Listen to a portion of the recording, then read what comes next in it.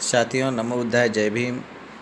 एक बार पुनः त्रिविध वैशाख पूर्णिमा अर्थात बुद्ध पूर्णिमा की आप सभी को बहुत बहुत मंगल कामनाएं।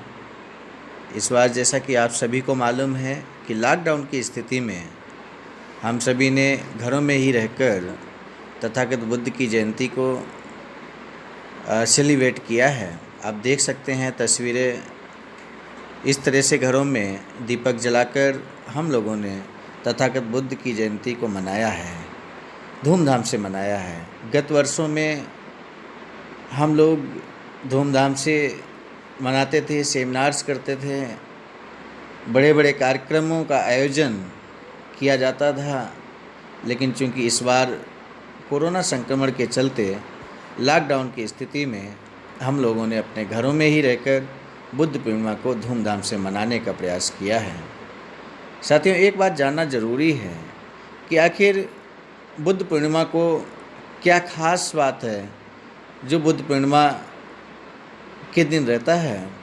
और वो खास बात ये है कि एक्चुअल में तथागत बुद्ध का जन्म बुद्ध पूर्णिमा अर्थात वैशाख पूर्णिमा के दिन ही हुआ था। और साथ ही साथ तथागत बुद्ध को 35 वर्ष की आयु में ज्ञान की प्राप्ति भी बोधि वृक्ष के नीचे बोध गया में हुआ था। आज के ही दिन अर्थात वैशाख पूर्णिमा के ही दिन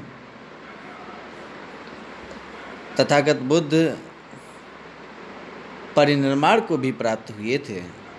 तो इस तरह से आज तक के इतिहास में ये तीनों घटनाएं, तीनों महत्वपूर्ण घटनाएं, तथागत बुद्ध का जन्म, ज्ञान प्राप्ति और परिनिर्वाण, ये तीनों महत्वपूर्ण घटनाएं तथागत बुद्ध के जीवन में जो घटी हैं वैशाख पूर्णिमा के दिन ही घटी हैं।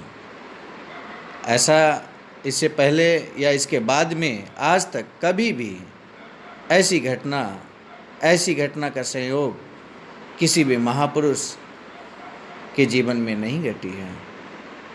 साथियों, ध्यान रहे, तथागत बुद्ध ने बताया कि दुख है, दुख का कारण है, दुख का कारण है, दुख का निवारण है और निवारण का मार्ग भी अष्टांगिक मार्ग उन्होंने बताया। आज हमें तथागत बुद्ध के विचारों को धारण करते हुए निश्चित रूप से आगे बढ़ने की आवश्यकता है और उनके विचारों का अनुसरण करते हुए हम जब आगे बढ़ेंगे निश्चित रूप से सफलता के मार्ग को प्राप्त करेंगे। इसी के साथ नमो बुद्धाय, जय भीम।